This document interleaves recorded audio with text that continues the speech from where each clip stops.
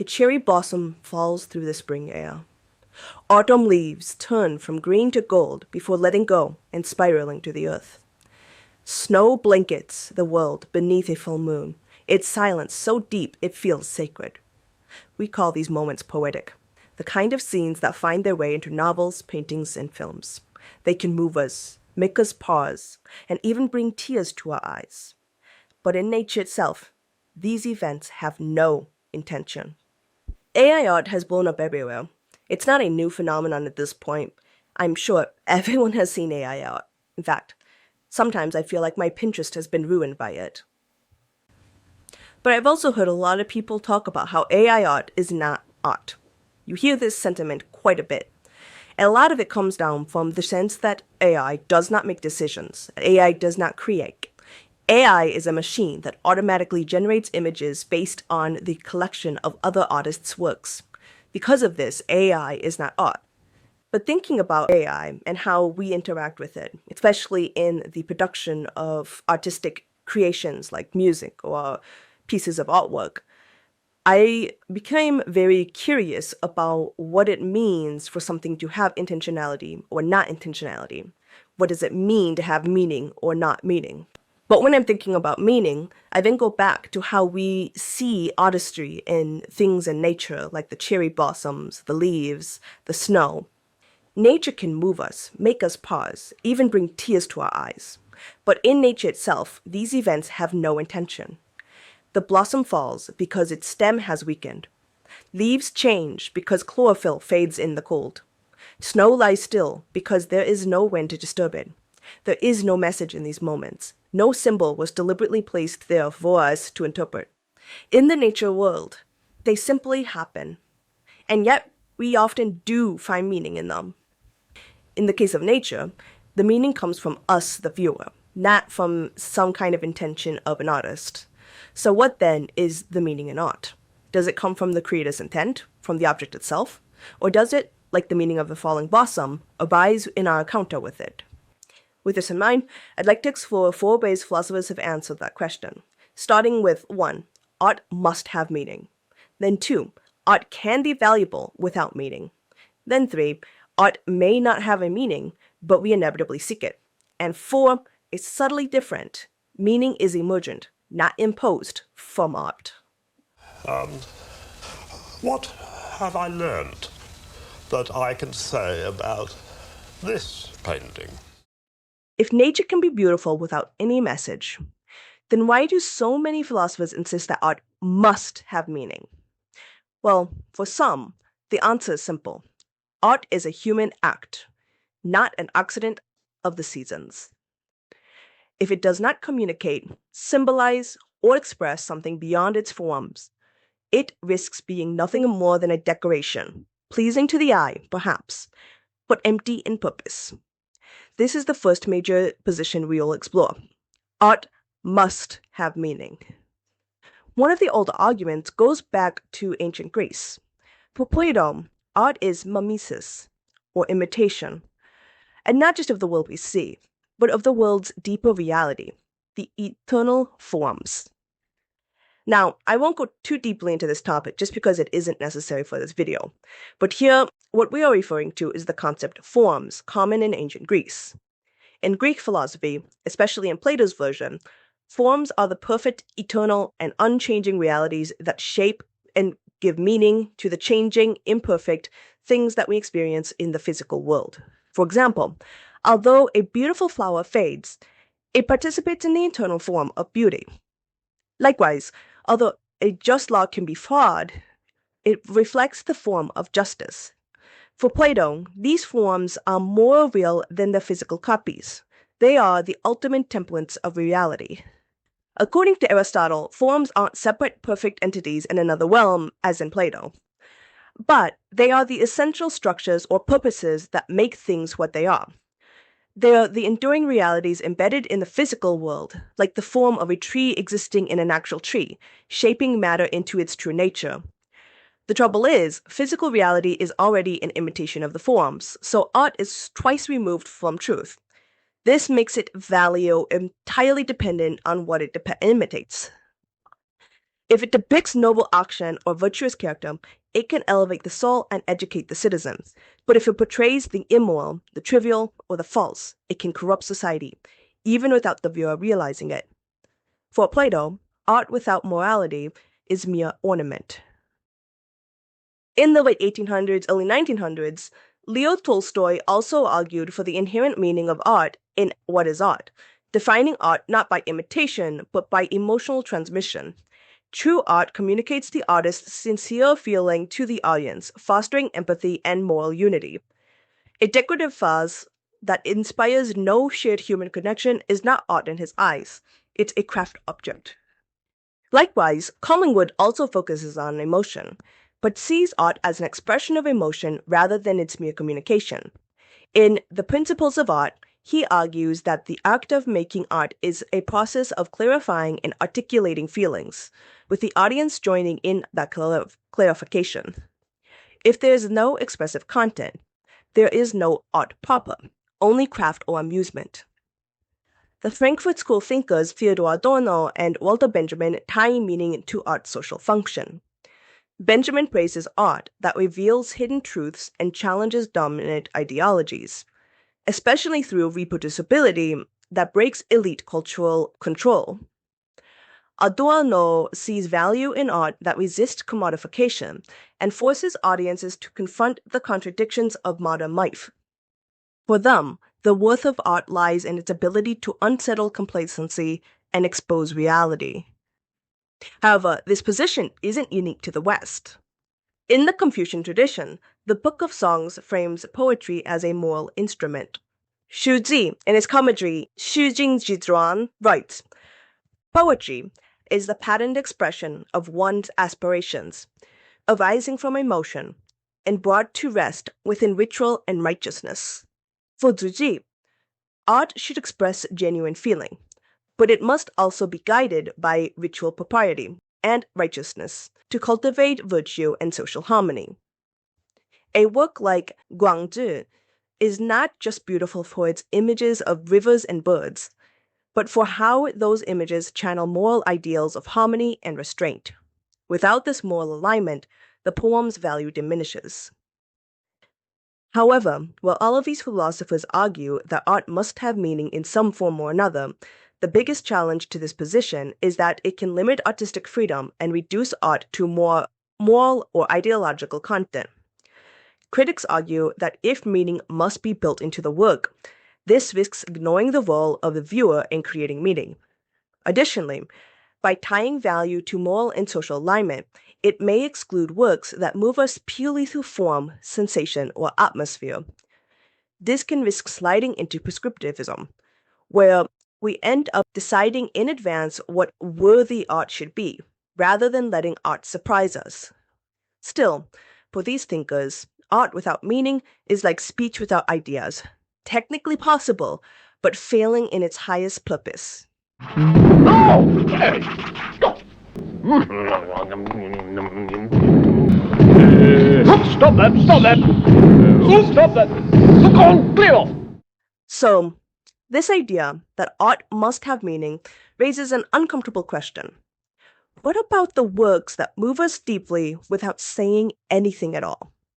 Suppose we insist that art must carry a moral lesson, a symbolic message, or even an explicit emotional statement. In that case, we risk overlooking the value of pieces that work through pure sensation, balance, and form. Works that may have no content in the traditional sense, but still hold us in the grip. This brings us to our second position. Art can be valuable without meaning. For Clive Bell, such as in his works Art, the worth of art lies in what he calls significant form. This is the arrangement of lines, colors, and shapes that evoke aesthetic emotion. This reaction is immediate, not tied to narrative or representation. A purely abstract painting can be powerful art without depicting a single recognizable object. In Bell's view, form itself can be enough. Roger Fry, another champion of formalism, argued much the same. For him, the organization of visual elements, composition, color harmony, and spatial relationships is what gives art its value. A work need not mean anything beyond its visual coherence. A purely decorative design can hold artistic worth if it satisfyingly engages the senses. Suzanne Munger offered a slightly different angle. While she acknowledged that art can be symbolic, she drew a line between discursive meaning, so like language where ideas can be paraphrased, and presentational form, so like direct, holistic experiences. Art communicates feeling, rhythm, and patterns of life that cannot be reduced to statements. A painting's significance may be entirely intuitive, living in the way it is experienced rather than in any fixed propositional content. Arthur Danto went further, especially in his later philosophy. He argued that what makes something art isn't a meaning hidden inside the object, but its place in the art world, the web of theories, histories, and critical discussions that frame how we see it. For example, a urinal signed mud can be art, not because of its inherent qualities, but because of how it exists within our cultural conversation. Meaning can be external, shifting, or even absent from the work itself. Some movements even celebrate the absence of meaning, such as the Dadaists, like Marcel Duchamp, who embraced absurdity and randomness to show that art didn't need conventional meaning to be valid. Another example is in John Cage, where in works like 433, he challenges audiences to find value in the act of listening itself, where the meaning, if there is any, emerged entirely from the experience of the moment. This position frees art from moral and narrative constraints, but it also has its own challenges. For example, without meaning, some fear that art risks becoming an empty spectacle, pleasing but shallow. It can blur the boundary between art and non-art so completely that some worry the category loses significance. It relies heavily on subjective responses, which can make evaluation inconsistent. Still, for these thinkers, the absence of explicit meaning does not mean the absence of value. Beauty, form, and sensory experience can be enough. When are you gonna take it?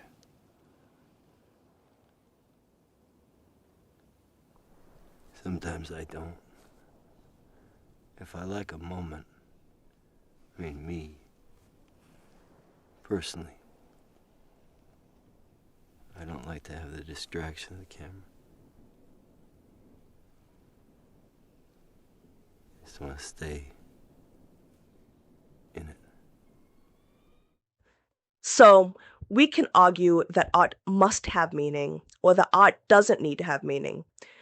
No matter which side of the argument you fall on, there's still another fact to consider. Even when things don't have meaning, as humans, we're meaning-making creatures. We can't help but search for patterns, symbols, and stories, even in the most abstract shapes or random sounds, be it random splotches of water on concrete or drippings of paint on the wall. We lean in, always looking for something, wondering what something really is about, whether or not it was meant to be about anything at all. So this brings us to our third position. Art may not have to have a meaning, but we inevitably seek it.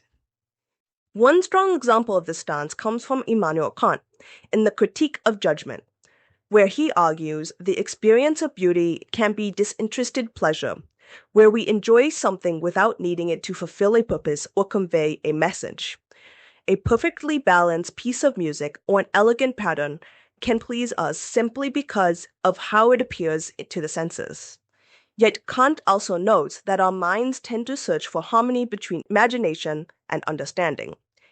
Even when art doesn't require interpretation, we often create it, connecting what we see to ideas, concepts, or emotions. However, we'll come back to Kant later in this video because this point is a little more complicated.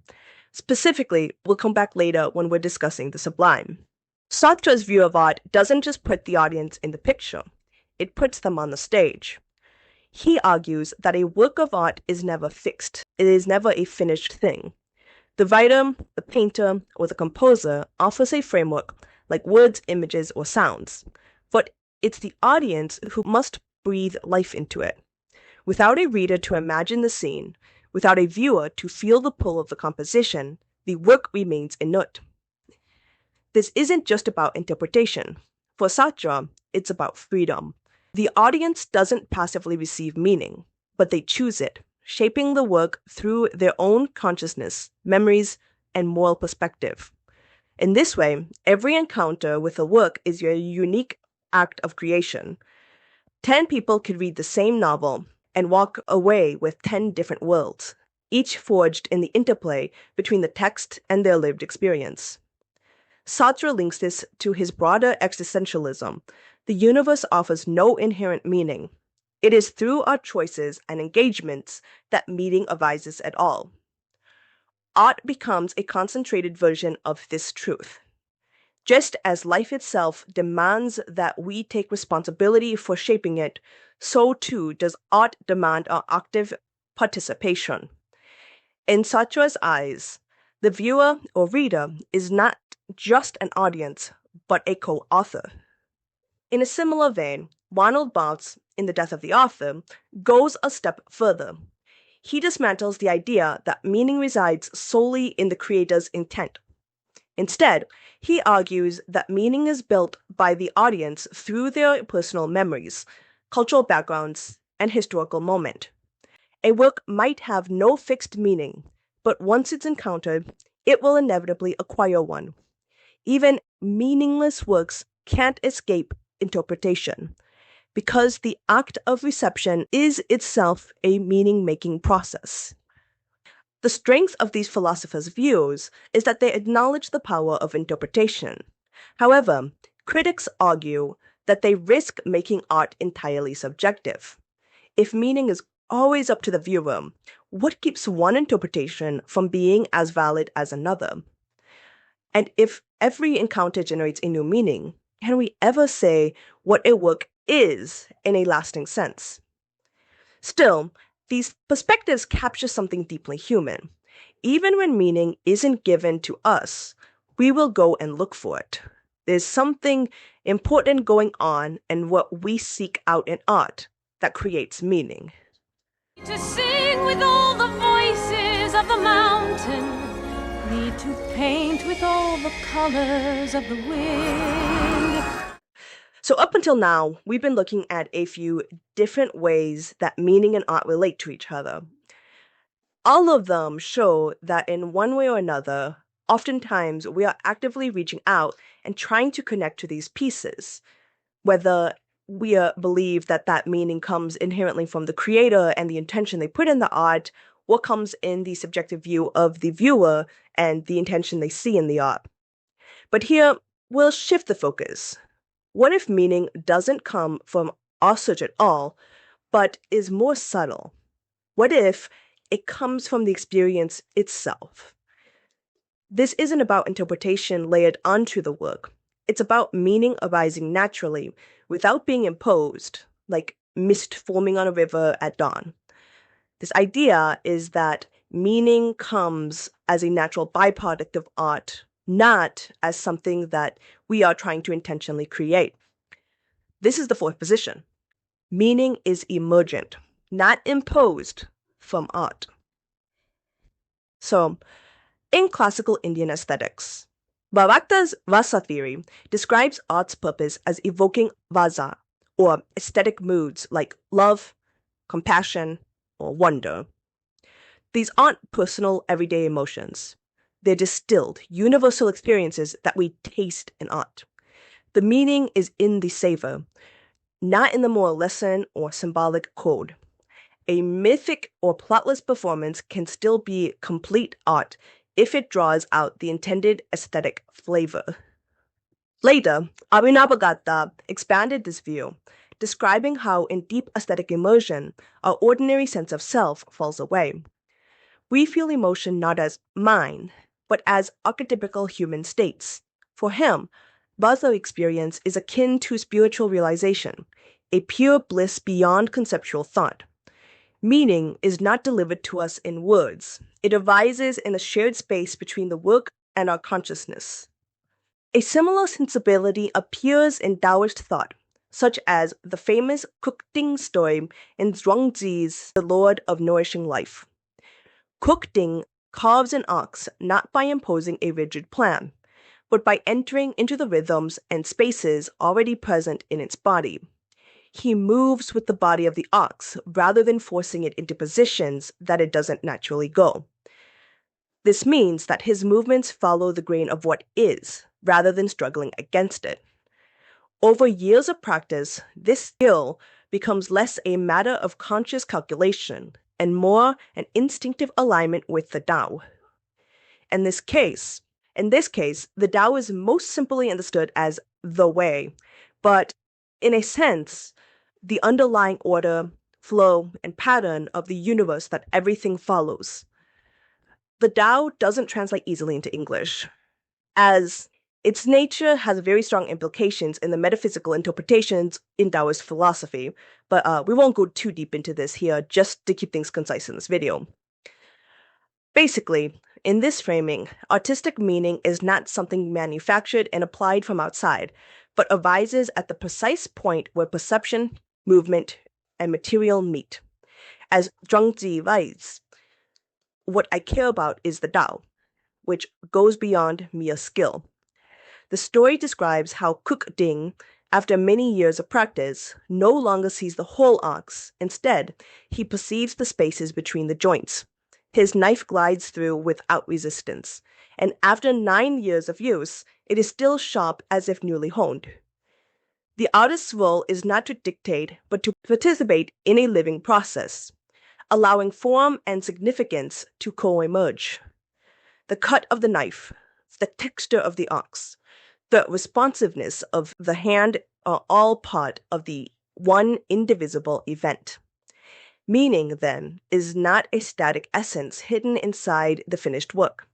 It is a relational phenomenon that emerges only in the interplay between the creator, the medium, and the conditions in which the act unfolds.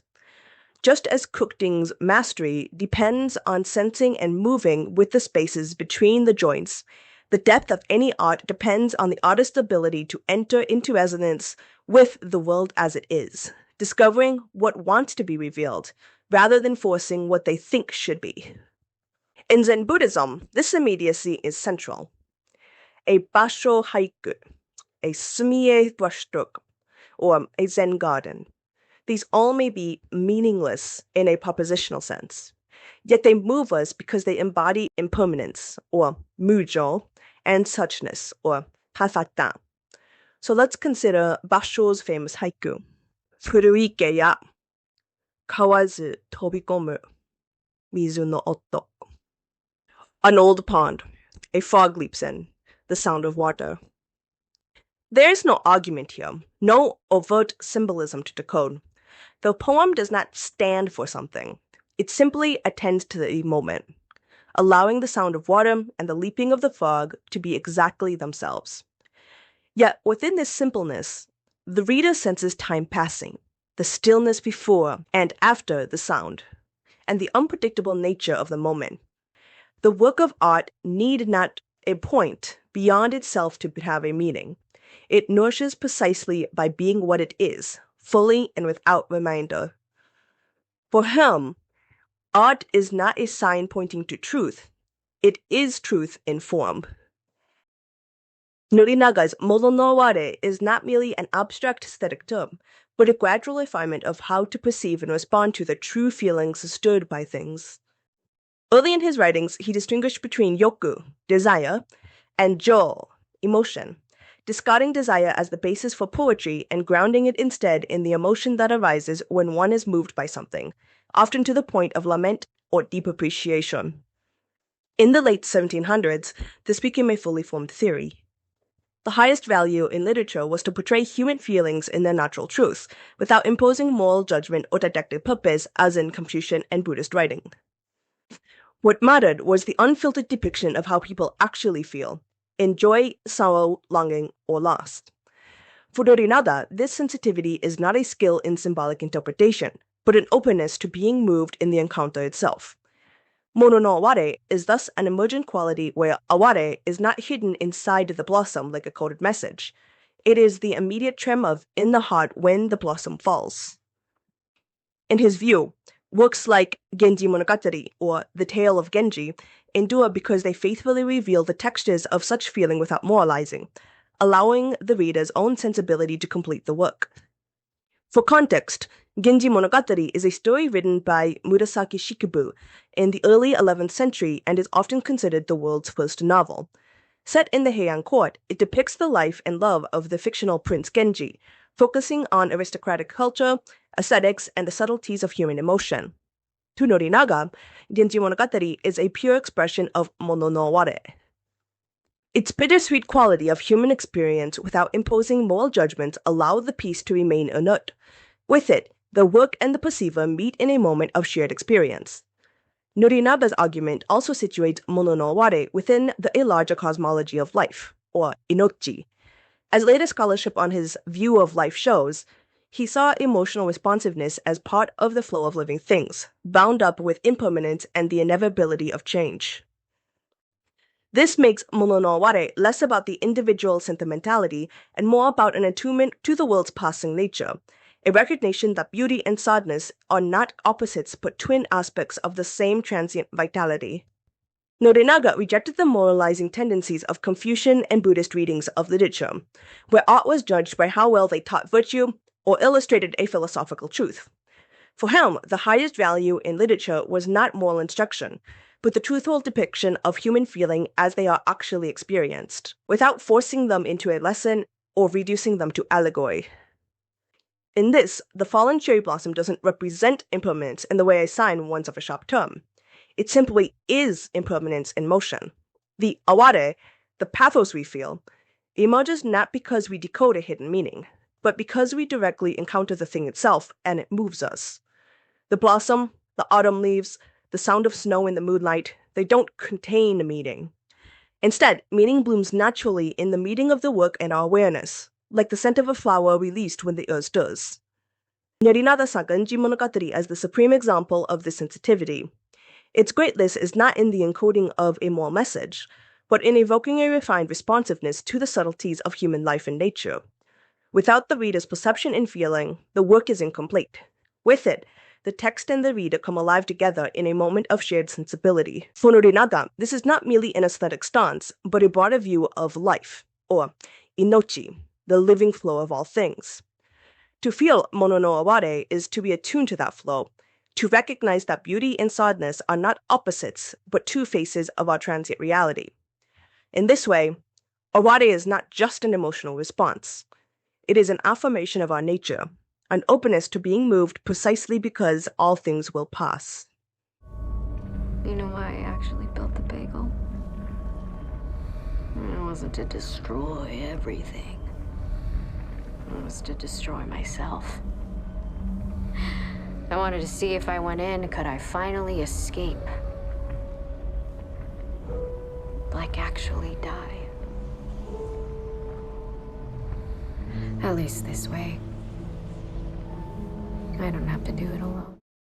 So, as we discussed before, Norinaga reminds us that meaning in nature is not something we impose from outside, but something that blooms in the moment of encounter. A falling blossom moves us not because it seeks to, but because we meet it with our own awareness. This way of relating to nature, of letting its presence stir something wordless in us, finds a powerful parallel in another tradition of thought, the philosophical idea of the sublime.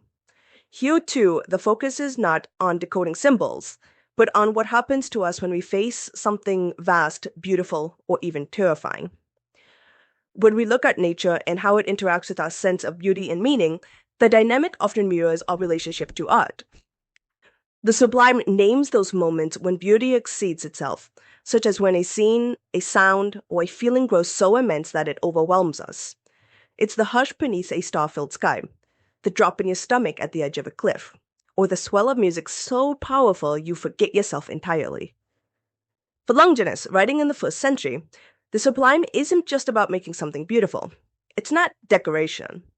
It's the highest form of artistic greatness, the thing that makes a work lift you out of yourself, almost like it grabs you by the collar and pulls you beyond rational thought into the state of awe. He argues that the sublime comes from the 5 main sources. First, grandeur thought, meaning the work needs to spring from big, lofty ideas, things that can touch something universal. Second, genuine, inspired emotion, meaning not fake sentiment, but passion that the creator truly feels and pours into the work. Third, noble diction, meaning the choice of words or imagery that carry weight, that feel right for the scale of what's being expressed. Fourth, skillful use of figures of speech, meaning things like metaphor, repetition, or hyperbole, but not used as decoration. They're there to amplify the force of the work. And fifth, dignified composition, meaning the structure and the way the parts are arranged guide you so that the impact keeps building. When all of these come together, the result is more than just pleasure. It's a kind of mental and emotional expansion. You feel small in the face of something vast, but also elevated, like the work has helped you tap into a higher part of your own mind. In this case, his focus on the sublime is almost entirely on human art, such as speeches, poetry, historical writings, and on qualities within those works that produce the effect of sublimity. That said, he does occasionally reference natural imagery, like storms, lightning, or the ocean, but only as metaphors for the power of language. In those cases, he's not making an argument about nature itself being sublime. He's using nature to illustrate the force and magnitude that great writing can invoke. Another philosopher who writes about the sublime is Edmund Burke. For him, the sublime isn't about an object carrying meaning within itself, but the feeling it creates in us. And one of the most powerful roots of that feeling is fear. Here, we're not talking about the kind of fear that sends you running, but the kind you feel when you're standing before something so immense or powerful that you're reminded of your own fragility. Burke calls this kind a delightful horror. Think of watching a storm from the safety of your window, or looking down from the edge of a canyon. You know you're safe, but the possibility of danger is close enough that it heightens every sense. This tension, he argues, is what makes the experience so gripping. Burke also reminds us that the sublime isn't limited to sight. We often think of mountains, oceans, or storms, but he extends it to all senses. Sound can be sublime, like the deafening crash of thunder or the sudden silence after it. Even taste and smell can take on a kind of sublimity when they're overwhelming or strange. A flavor so intense it almost shocks the palate. A scent so rich it's impossible to describe. What unites these is that they overpower our usual way of processing the world. They break past calm, rational appraisal, and flood us with sensation, and in that flood, meaning isn't something that the object contains. It's something that emerges in us through the sheer force of the experience. For Edmund Burke, the sublime was not something hidden inside the object, waiting to be uncovered like a jewel. It was in us. It was the feeling, that intense, almost overwhelming rush when faced with the vastness, danger, or obscurity. Think of standing before a storm that swallows the horizon, or staring out over a black, endless sea at night, or even that fleeting moment of a cherry blossom drifting to the ground. These moments stop us, not because of their symbolism, but because our senses are seized by something so much larger than ourselves. Burke even notes that fear, when experienced from a place of safety, heightens this feeling. It's why standing on a cliff thrills us when we're firmly behind a railing, or even why we might enjoy things like roller coasters or skydiving. It's the same with other senses, like a bitter taste or a deafening roar. Sensations that overpower and unbalance us can push us towards the sublime. When we look at aesthetic appreciation of the grotesque, that strange aesthetic category where the comic, absurd, and horrifying fuse, we see the same type of experience as Burke's sublime. Psychological research shows us that some people are drawn to the grotesque art for the thrill of complexity, novelty, and ambiguity. In studies, those high in sensation-seeking and with a taste for absurd nonsense humor were more likely to enjoy grotesque imagery and narratives. The grotesque exaggerates reality, twists it until it's both laughable and unsettling, but a safe space to play with the destabilization elements of horror. So if the sublime, for Burke, is the pleasurable terror of standing before a storm, then horror is standing before the storm and realizing that it is made of blood, bones, and the very matter you are. And the grotesque is the sly, crooked smile that storm gives you as it passes. Although, if you want to hear more about the grotesque, I discuss more of this exploring the works of Bastille and Kristeva in my past video looking at Poppy the Performer. In a similar vein, Immanuel Kant also talks about the sublime. For him, it's not just the feeling of being overwhelmed. It's the mind's reflective act when our imagination hits its limits. For example, imagine sitting under the night sky, staring up at the Milky Way. You can see thousands of galaxies and stars so far away that your imagination can't even hold the whole thing. But then reason steps in. It says, this is infinite, and I can think infinity even if I can't picture it. That's the moment of the sublime for Kant, the push and pull between what our senses can't do and what our rational mind can still grasp. And for Kant, this applies to both nature and to art. This could be whether we're realizing the massiveness of a mountain, or how ancient a tree can be, or even a painting or a piece of music that symbolizes moral greatness, something that pulls you beyond sensory experience into the realm of ideas. The power of the sublime here isn't in the object itself, but in that moment of self-recognition, the realization that, as human beings, we can think beyond what we can see. It's less about the mountain or the galaxy, and more about discovering the scope of our own faculties. In modern psychology, we also study this reaction in detail, but often reframe it in the sensation of awe and how it produces a small self, or the feeling of being less significant in comparison to something much larger or more vast. Here, awe is defined as a complex emotion that challenges one's understanding of the world in an extraordinary way. It often evokes feeling of wonder, amazement, and even a sense of being overwhelmed. For example, research by Paul Plith and colleagues show that standing among towering eucalyptus trees can produce awe, a small self-effect, and even make people more pro-social. Additionally, Virginia Stump's team found that simply asking people to seek awe on walks increased their moment of wonder and even subtly changed how they photographed themselves, making their bodies appear smaller against vast landscapes. Art can trigger the same kind of response. In a VR study, Alice Carrico and colleagues had participants experience both a photorealistic 360-degree video of Saint Remy de Provence and an immersive rendering of Van Gogh's The Starry Night, depicting the same location. Both evoked the sublime with similar intensity. The difference was subtle. The real-world scene more strongly conveyed physical immensity and even existential risk. However, the painting version reframed the same place as an interpretive human-crafted vision. Okay, here we face an important distinction. Nature is naturally occurring. This means it exists without human design or embedded intention. Art, however, is the byproduct of human creation. This means it's shaped in some way by the artist's choices, even if that artist leaves room for interpretation. This means while we can experience art in nature and in art, their origins still differ. One is caused by impersonal natural forces. However, the other is purposeful cultural production. This raises an important question. What happens when the artist is not a person at all? What if the process is shaped by human culture, but lacks personal intention, like nature in its indifference?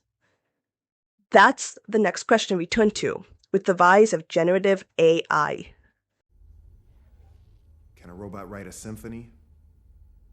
Can a robot turn a canvas into a beautiful masterpiece? Can you?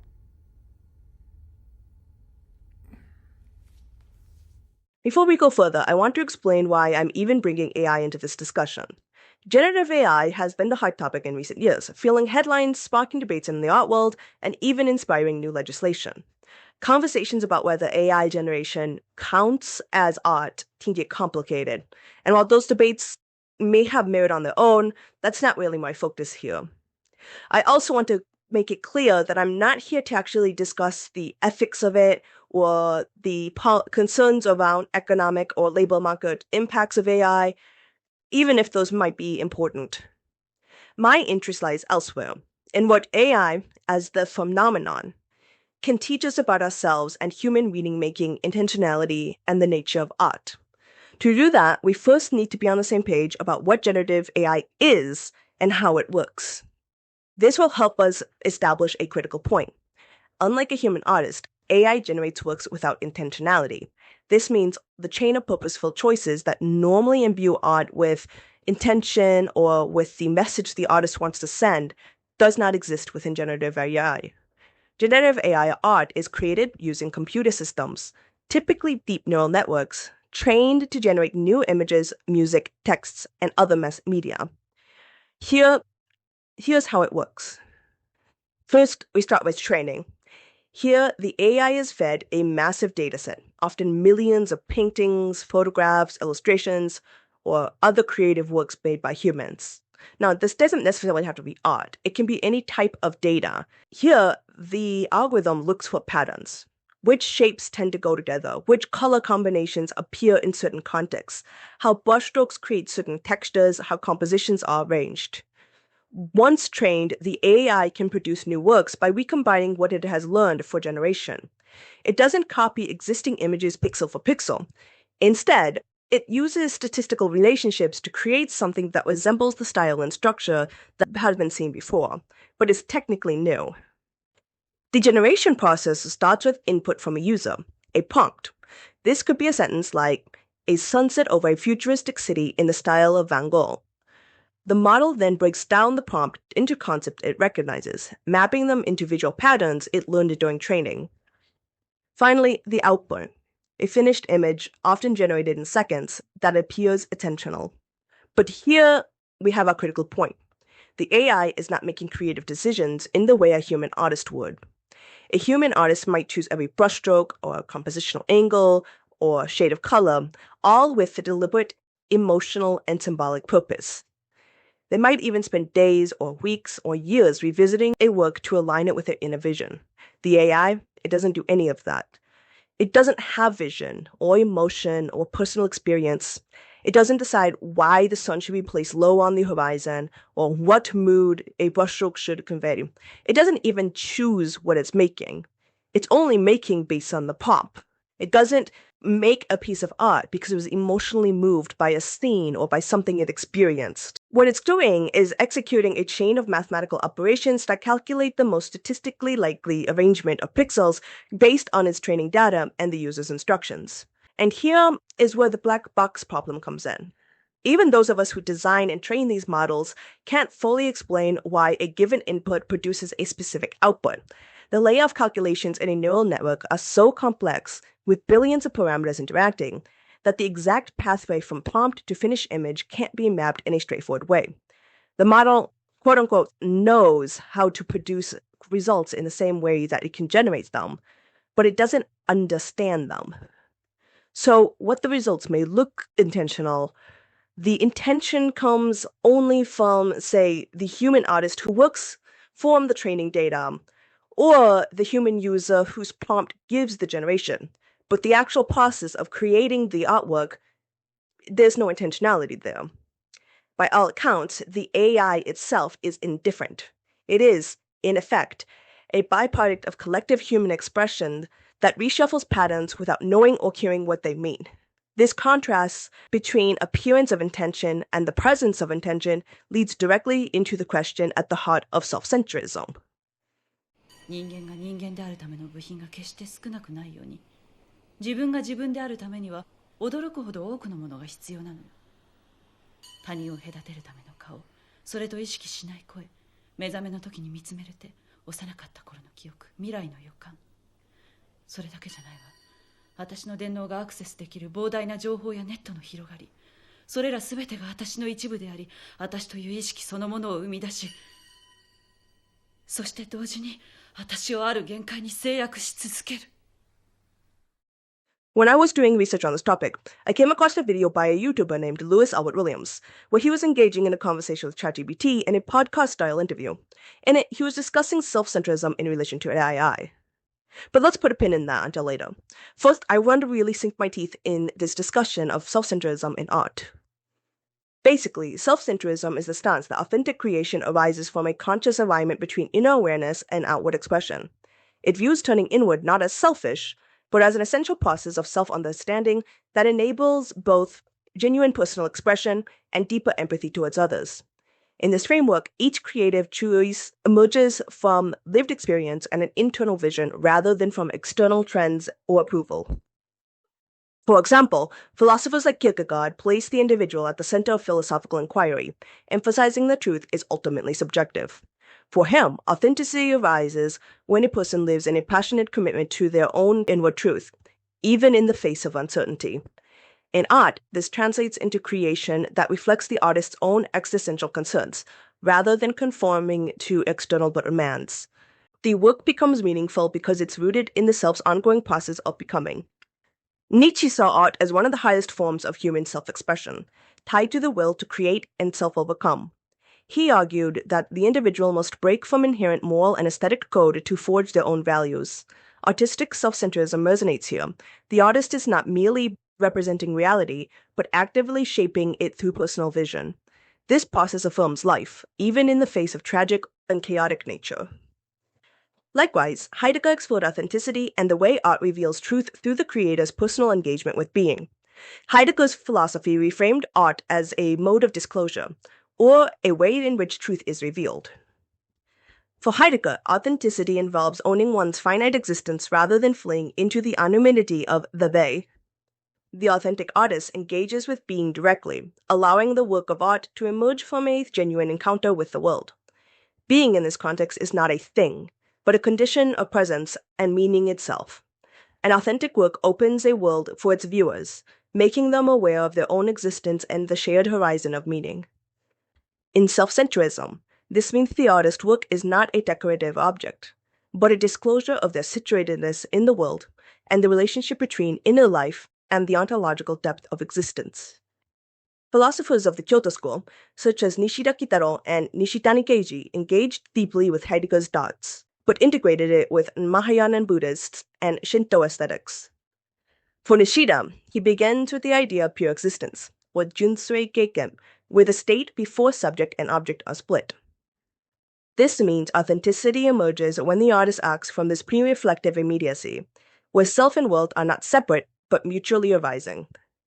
Later, he develops a notion of absolute nothingness, or Zettai-mu, as the ultimate ground of reality in which all beings exist in dynamic interrelation. Artist creation, in this light, is not self-expression in isolation, but the manifestation of the world's self-expression through the artist's lived body. Nishitani extended Nishida's work, arguing that to achieve true selfhood, one must undergo the Great Death, or the existential collapse of the ego's self-centered standpoint into the openness of emptiness, or sunyata. Essentially, this means that to really understand the self, you have to go through a deeper inner shift where your usual way of seeing yourself as the center of everything completely falls apart, leaving you open to a much bigger, limitless way of experiencing life. For him, authenticity lies in living in this field of emptiness, where we no longer cling to a separate I, but participate in reality as a whole. In art, this manifests as works that do not assert mastery over the subject matter, but reveal the thusness, or sonomama, of phenomena, allowing impermanence and contingency to speak for themselves. Watsuji diverged from both Nishida and Nishitani by criticizing what he saw as the overly inward metaphysical focus. He argued that human existence is fundamentally betweenness, or a web of social, cultural, and historical relations. While Nishida and Nishitani emphasize dissolving the ego into the absolute or emptiness, Watsuji stresses that authenticity requires fulfilling one's ethical responsibility within this relational field.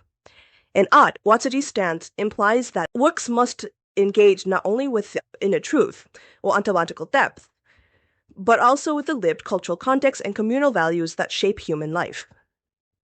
In this, these three philosophers offer three complementary, but at times conflicting, ways to understand how something like the aware relates to authenticity in artistic creation.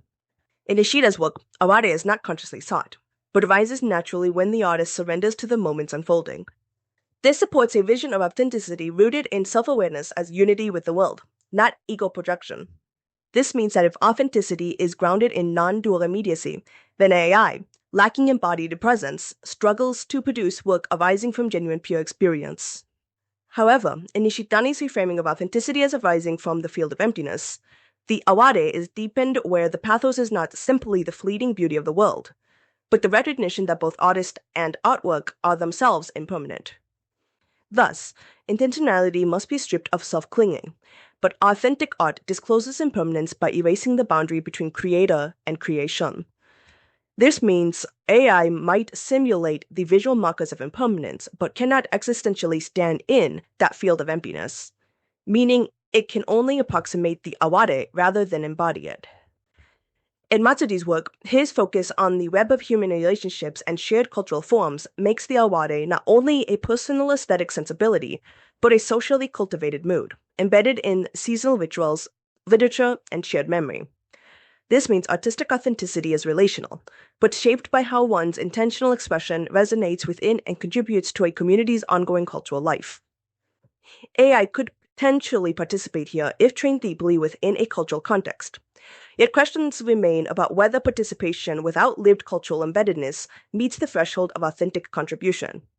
In the self-centrism framework, mono no aware becomes a litmus test, where if it is the embodied pathos of the world arising through the artist, AI fails. However, if it is the shared cultural sensibility maintained through cultural forms, AI might qualify, but only if its creations can meaningfully sustain and enrich the communal aesthetic life. When we turn from philosophical accounts of authenticity to how people actually respond to AI-generated art, a clear tension emerges between ontological ideals and lived perception. If, as Nishida, Nishitani, and Watsuji suggest, authentic art depends on embodied presence, existential depth, or cultural embeddedness, then AI art directly tests whether audiences will recognize creativity in the absence of these qualities. Millard and colleagues argue that this challenge strikes a deep-seated worldview, that artistic creativity belongs to the human domain. While people may accept machine superiority in analytical and technical tasks, art remains tied to the human embodiment, emotion, history, and lived experience. For many, AI's entry into the sphere feels like a breach of a protected space. In controlled experiments, the same artwork was rated as less creative and evoked less awe when labeled as AI-made rather than human-made, regardless of its actual origin. This drop in perceived creativity and awe was strongest among those who believed creativity is uniquely human, and it carried real consequences such as a diminishing willingness to purchase AI art. From a self-centrist perspective, this reflects a search for a center, or a conscious self holding intention and purpose. When viewers find no such center, they instinctively downgrade the work's value. In this way, the audience reluctance is less about aesthetic surface and more about a perceived absence of authentic presence.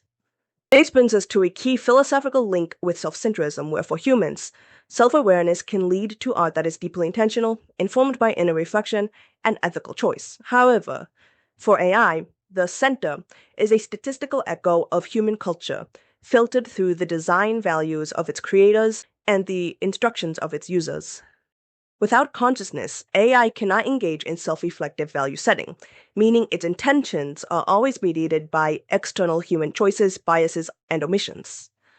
If we imagine a future where AI develops consciousness, where it could reflect, value, and choose, it could, in theory, practice self-centrism where it could align creation with an internal sense of purpose. But until then, AI art remains an aggregate of human intentions shaped by the personal aims of artists and the embedded values, explicit or hidden, within the technology's design. However, if AI did in fact develop consciousness, then I don't think the debate about meaning behind AI art would really be the discussion we'd be having. Actually, we'd have more important discussions about the AI's status as a person and what it means to be. But that's not relevant to this topic. Maybe I could explore it in a future video. But anyways, going back to Lewis's dialogue, the big overarching idea Lewis seems to be presenting here is that self-centrism is not selfishness, but a form of intentional self-awareness and inner alignment that can be cultivated for personal and collective benefit. In the conversation, this becomes a lens through which he compares human creativity and AI capabilities, especially around consciousness, intention, and meaning-making. Artistically, this dialogue with AI reveals two important things. 1. AI as a conversational mirror and co-author. Lewis isn't treating ChatGPT purely as a tool for answering questions. He's treating it like a collaborative partner. The back and forth works almost like a co-writing session. Artistically, the interaction shows how AI can shape, refine, and extend creative concepts without possessing its own conscious agency. It becomes a reflective surface, feeding back and structuring Lewis's idea in more concise terms. The way in which returns to certain topics, like consciousness, coherence, and political application, shows that AI can scaffold the creative process by keeping threads alive in the conversation. 2. Performances dialogue as part of the artwork. The conversation itself becomes part of the artistic act, almost like a live art piece or a conceptual performance. Lewis uses the AI not to generate ideas, but to stage a conversation for the audience, blurring the boundary between a human-centered creative process and a machine-augmented one. This is different from simply using AI, it's performing with it. In this, while AI functions as a tool in creativity, we can also see its ability to mimic human-like conversation. This frames it as a dialogic collaborator, where the process of interacting with AI is as much of the art as the final output, at least in the sense of how it is being perceived. Thus, a question is raised whether meaning can emerge in a space where one partner, AI, doesn't actually have intention, and whether the appearance of dialogue can still produce genuine creative insight. This is where we must turn back to the similarities in the discussion around meaning in nature. The world is not in your books and maps. It's out there. If we accept that nature contains no fixed built-in meaning, then the significance we find in it comes from us. A cherry blossom drifts to the ground not to symbolize impermanence, but simply because of seasonal change and gravity. Yet when we witness these events, we feel things. We feel the tenderness, or the melancholy, or the wonder. This meaning is not inside the blossom. It arises in our emotional response.